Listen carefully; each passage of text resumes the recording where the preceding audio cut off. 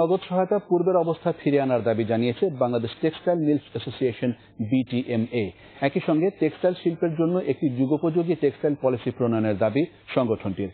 রাজধানীতে নিজ কার্যালয়ে সংবাদ সম্মেলনে বিটিএমএ প্রেসিডেন্ট মোহাম্মদ আলী খোকন বলেন, কোন ধরনের বিকল্প ব্যবস্থা না রেখে নগদ সহায়তা কমিয়ে দেয় বস্ত্র খাতের সক্ষমতা কমবে, পাশাপাশি ক্ষতিগ্রস্ত হবে জাতীয় অর্থনীতি।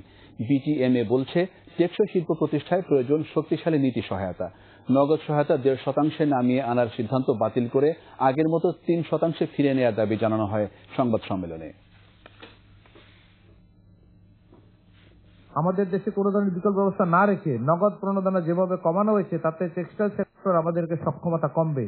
এর প্রভাবে ক্রমান্বয়ে এই সেক্টরের ব্যাকওয়ার্ড লিঙ্কেজ ইন্ডাস্ট্রি বন্ধ হয়ে যাওয়ার ঝুঁকিতে পড়বে। প্রতিযোগী অন্যান্য দেশের সাথে আমাদের কোনোভাবেই টিকে থাকতে আমরা পারবো না। নগদ প্রণোদনা পূর্বের অবস্থায় আনা, দ্রুত সময়ের মধ্যে টেক্সটাইল শিল্পের জন্য একটি যুগ উপযোগী ভারতের মতো টেক্সটাইল পলিসি প্রণয়ন, ব্যাংক লোন পরিশোধের জন্য 1 বছরের গ্রেস পিরিয়ড প্রদানের জোর দাবি জানাচ্ছি। আন্তর্জাতিক খবর।